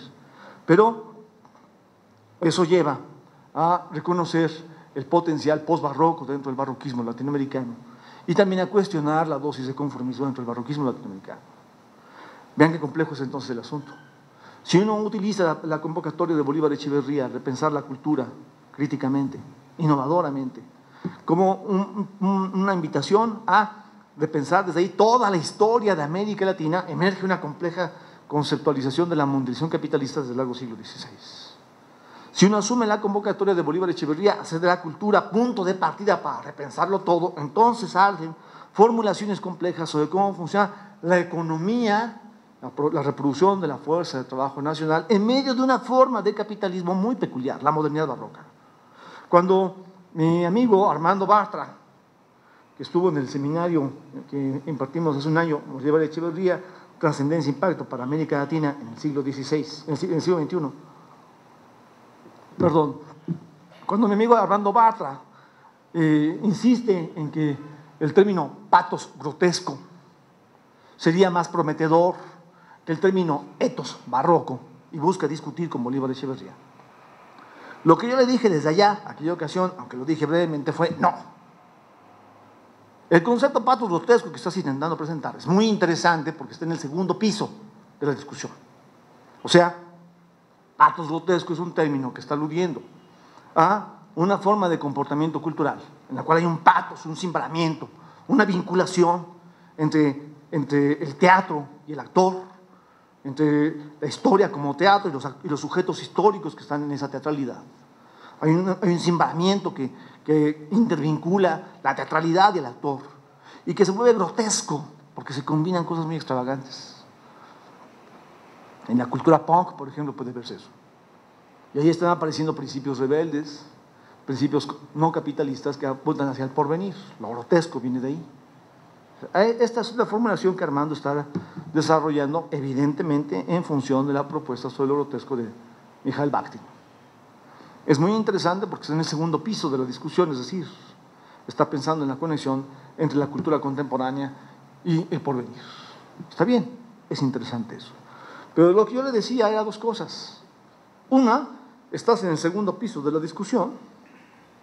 El etos barroco tiene un primer piso y su primer piso es la vinculación hacia el pasado. Claro, en función del pasado se apunta al porvenir, pero está el pasado por delante, ¿eh? Es decir, lo que está en juego en el concepto etos barroco es reconocer el potencial político, autogestivo, ecologista de las comunidades indígenas, desde las cuales puede emerger un proyecto de futuro alternativo. Aquí, en el etos barroco, claramente hay una influencia de Rosa Luxemburgo en Bolívar Echeverría. Rosa Luxemburgo lee las cartas de Marx a Veras Azulis que Bernstein escondió. Veras Azulis le da las cartas a Rosa Luxemburgo. Y Rosa Luxemburgo se da cuenta de que las fuentes de la revolución anticapitalista son dos. El potencial del postcapitalismo que está aquí ahora en el presente y el potencial del postcapitalismo que viene del no capitalismo en el pasado, en el precapitalismo. El presente y el pasado son fuentes de postcapitalismo. Bolívar Echeverría recupera esta formulación luxemburguista y le da una configuración sin igual muy superior a donde había llegado Rosa Luxemburgo. Armando está en el segundo piso de la discusión porque está pensando en lo no capitalista en función del presente, el futuro en función del presente. Está bien, pero Bolívar Echeverría está poniendo por delante el pasado precapitalista, el potencial barroco. Es un potencial en donde el pasado autogestivo, el pasado ecologista de las comunidades indígenas hace posible otro porvenir. Pero no solo, más complejo. En verdad, la discusión del barroquismo de Bolívar Echeverría no es solo sobre el etos. Cuando la discusión se queda solo en el etos, se abre un riesgo microhistórico, se abre el riesgo de reducir el barroquismo a un horizonte para discutir comportamientos en este o aquel conjunto social. Y no es que no sirva para eso, no es que no sirva para estudiar esta comunidad indígena o aquella, sirve. No es que no sirva para estudiar esta cultura o aquella, sirve. No es que no sirva para estudiar el sujeto igual que el objeto, porque el etos barroco está igual, dice Bolívar Echeverría, en el sujeto que en el objeto. Se puede ver también en las obras sagradas, en las iglesias, se puede ver igual en las obras de arte, se puede ver en el objeto y en el sujeto. Sirve para todo esto, por supuesto, pero sirve para todo eso y mucho más. Y todo eso y mucho más obliga a ver lo microhistórico en medio de lo macrohistórico, es decir, el barroquismo sirve para dar cuenta de configuraciones de modernidad y de configuraciones del capitalismo. Algo así como patos grotesco no sirve para eso. ¿Qué es lo que le digo a Armando? No intentes reemplazar con la expresión patos grotesco un proyecto histórico crítico que no se remite al alcance que tiene el término patos grotesco. El término etos barroco convoca a dar cuenta de la modernidad barroca. Cuando alguien cree que Bolívar no está hablando de modernidad barroca, que no existe la modernidad barroca, bueno, lo positivo de eso es que captó que toda modernidad capitalista tiene 4P. Qué bien, se ve el caleidoscopio, que hay que descifrar la combinación tan compleja de realismo, romanticismo, clasicismo, barroquismo en cada lugar, está bien, pero es muy limitado, porque entonces se echa por la ventana nada más y nada menos que la teoría crítica de la mundialización y la versión que Bolívar Echeverría le está dando a la lectura de la mundialización capitalista y allí a la historia de América Latina, nada más. El riesgo del barroquismo en términos puramente culturales, puramente de etos, es que no se ve el programa de reconceptualización de la historia de América Latina al que convoca el debate de Bolívar Echeverría sobre el barroquismo. Es muy complejo y de un gran alcance, porque está llevando a repensarlo todo, toda la historia de América Latina. Etos no es solo cultura, es economía, política, ética, cultura, juntos, definidos en un solo término. Comportamiento económico, político, ético, cultural, vuelto comportamiento automático, hecho costumbre. Es un solo término que denota todo a la vez, junto, no es ética. No se usa el término de etos como sinónimo de ética, es todo eso y mucho más. Porque al unir economía, política, cultura y ética, lo que se está haciendo es invitar a reconceptualizar la historia completa de América Latina. Es todo eso y mucho más. Y entonces, si uno recupera esto, emerge una concepción muy compleja. El capitalismo europeo no es homogéneo. Hay dos proyectos preponderantes del capitalismo en el siglo XVI. La modernidad no europea protestante, la modernidad mediterránea barroca. Al mundializarse el capitalismo se plasman espacial o geohistóricamente de modo diferencial en el continente americano. La modernidad no europea lleva a la modernidad americana y esta va a llevar mucho más lejos el proyecto protestante. La derrota del valor de uso va a ser sacada adelante por Estados Unidos. Y la modernidad barroca mediterránea va a llegar acá, pero acá el barroquismo es mucho más complejo que en Europa. Mucho más complejo. Y entonces esto lleva a tres conclusiones muy importantes. Uno, la civilización latinoamericana es barroca por excelencia, porque es la respuesta a la amenaza de la civilización cero del siglo XVII. Es una civilización barroca por excelencia. Arriba y abajo, dominadores y dominados tuvieron que aceptar el mestizaje. Tuvieron que aceptar el mestizaje total, no solo demográfico. Arriba y abajo, dominadores y dominados tuvieron que aceptar el entrecruzamiento, la mezcla, porque si no, no se podía sobrevivir. Y este entrecruzamiento termina combinando en formas muy complejas principios capitalistas y principios capitalistas de organización de la economía, de organización de la política, de organización de la cultura. Y así hay que repensarlo todo. Ahora, de este alcance es esta intervención. Y al final, cuando uno piensa en el siglo XIX y el siglo XX, esto lleva a entender que el capitalismo latinoamericano es muy peculiar. Es un capitalismo imposibilitado para ser el doble del capitalismo europeo, porque para que se reproduzca la fuerza de trabajo nacional tiene que admitir la presencia de las comunidades indígenas. Por eso han llegado hasta acá, hasta el siglo XXI. Por eso han llegado hasta acá. Esta combinación compleja de resistencia e integración es lo que las define. Esta forma de modernidad capitalista está marcada por la combinación de capitalismo y precapitalismo. Es muy complejo lo que está emergiendo. Segunda conclusión. El barroquismo es irreductible a América Latina. Sigamos complicando la discusión. La modernidad latinoamericana es barroca. Ya vimos que no solo hay etos, cuádruple ete. Sí, claro, también en América Latina hay realismo, claro, hay romanticismo, hay clasicismo también. Pero prepondera el barroquismo porque la fuerza de trabajo nacional no se puede reproducir sin estas mezclas de principios de organización del mundo de la vida disímiles y contrapuestos. Segunda conclusión, el barroquismo es irreductible a América Latina, no solo porque estaba allá en Europa desde el inicio, desde el siglo XVI, sino porque en verdad, si uno recupera el planteamiento de Bolívar Echeverría, se va a dar cuenta que el barroquismo está en toda la periferia, prácticamente en toda la periferia. Asia, África y no solo América Latina son incomprensibles sin el barroquismo.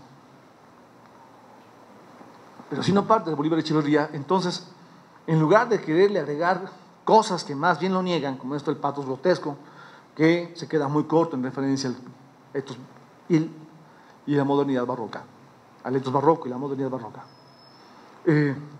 Si uno parte de Bolívar de Echeverría, entonces el desafío es cómo dar cuenta de la especificidad histórica de otras formas históricas de barroquismo en otras latitudes del orbe. Acabo de estar en India hace 2 años, 1 año y medio, y me di cuenta de algo extremadamente complejo, que en verdad no se puede captar más que si uno va. Lo que sucede es que también hay una compleja combinación de principios capitalistas y principios precapitalistas, una combinación milenaria. O sea, hay comportamientos culturales que tienen milenios en China, en India, y que intentan persistir entrecruzados y coexistiendo, combinándose con el capitalismo. Lo más sorprendente, quizás, se puede ver en Varanasi, la isla sagrada de India por excelencia. Pero cuando uno va a Varanasi, es impresionante lo que uno puede ver.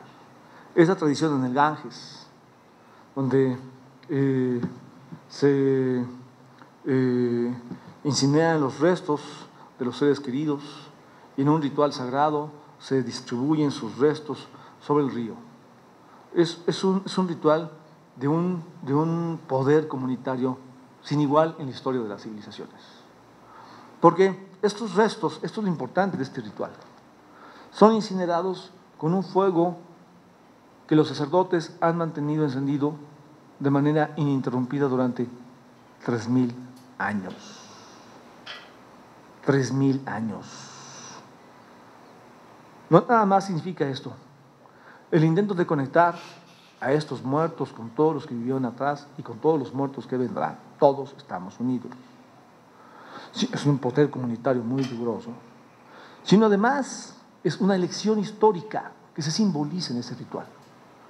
En la crítica de la razón dialéctica, Sartre construye un término muy peculiar para dar cuenta de elecciones históricas en las cuales un sujeto social toma posición por intentar detener la historia. Esto que los europeos no pueden entender cuando hablan de los pueblos sin historia en el sentido hegeliano del término. Es algo que Sartre se aproxima a entender de un modo sin igual. Cuando Sartre habla de exis.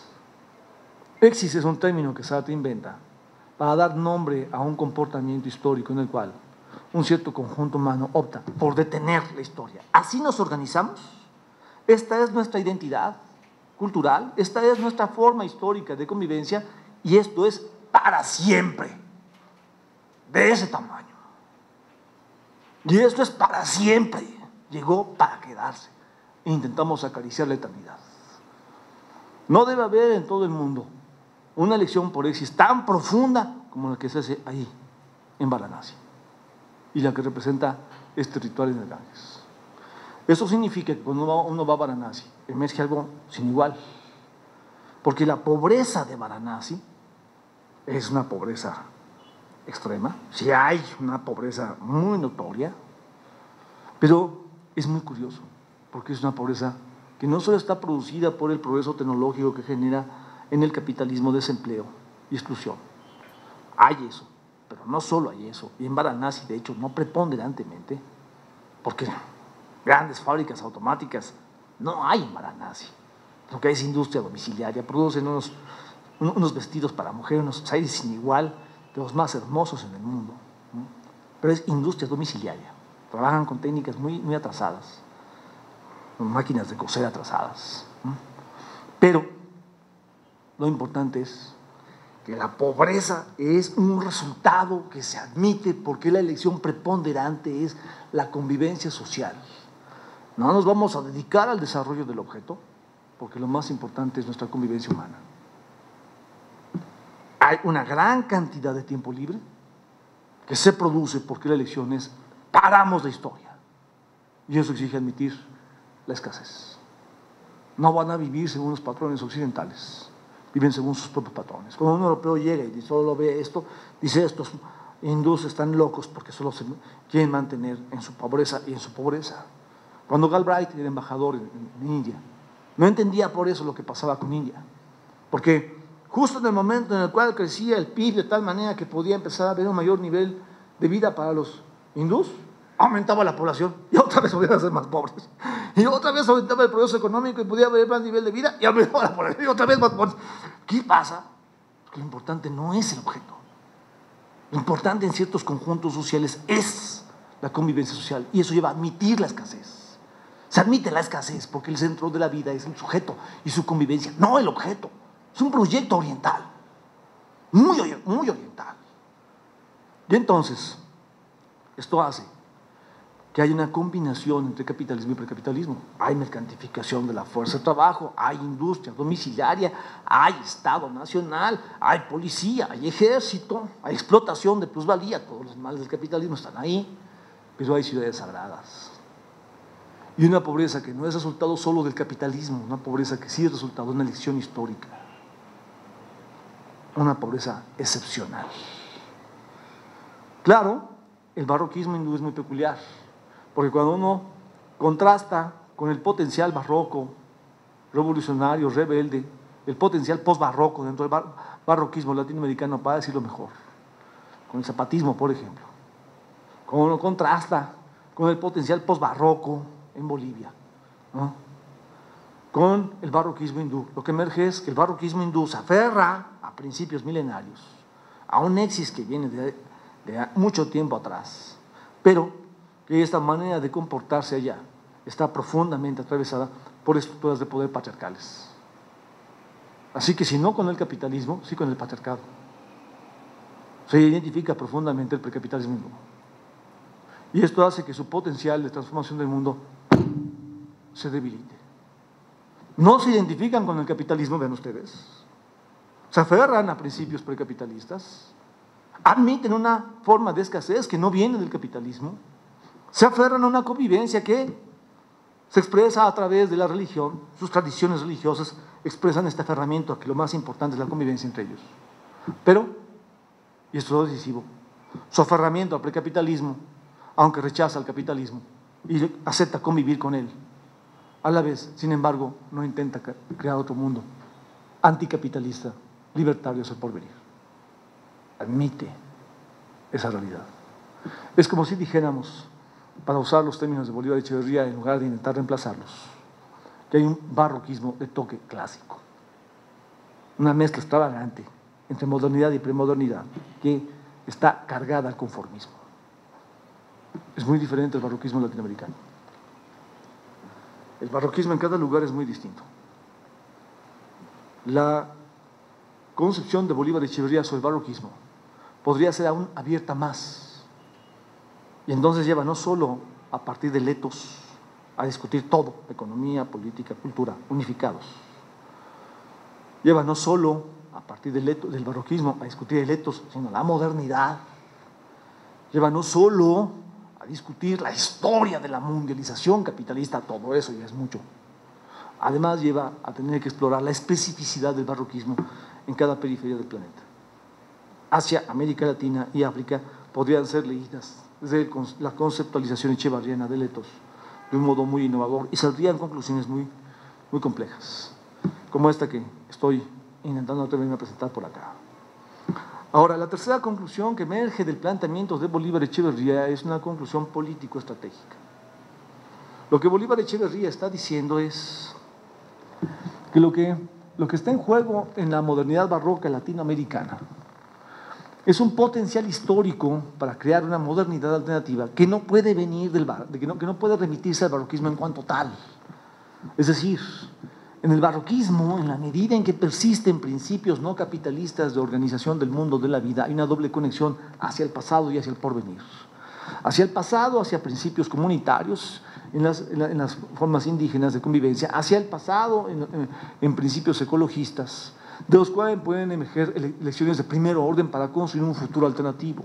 Hacia el porvenir, estas lecciones tendrían que ser conectadas con lo mejor de la modernidad, cambiando la modernidad, haciendo la modernidad anticapitalista para crear un futuro diferente. Bolívar Echeverría no es romántico en el mal sentido del término.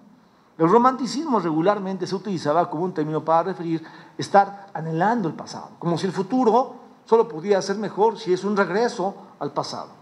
como si fuera un viaje en el túnel del tiempo, e ir hacia adelante significa ir hacia atrás. Así es como regularmente se definía el romanticismo. Cuando Bolívar Echeverría se refería al romanticismo, lo hacía de manera muy compleja, tenía diferentes significados dependiendo en qué momento usaba el término. Cuando se refiere a letos románticos, se está refiriendo a una forma de identificarse con el capitalismo y su progreso material. Cuando se refiere al romanticismo de una manera más amplia, se refiere al anhelo de cambiar el mundo. Por eso decía que Marx era el más romántico de todos los románticos. Hay que captar cuándo significa una cosa, cuándo significa otra. En su lenguaje, el término romántico. Está usando el término romántico no como se usaba tanto regularmente, le está imprimiendo más otra connotación.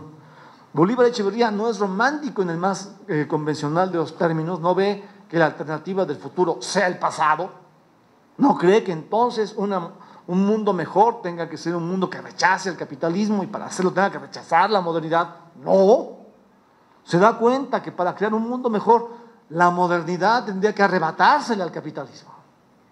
Esto no quiere decir tomar la tecnología del capitalismo y mantenerla en otra civilización, no, esto quiere decir rehacer la tecnología, la combinación de los instrumentos técnicos con el logos de la ciencia, la automatización de la técnica, la vuelta a realidad del sueño de Aristóteles.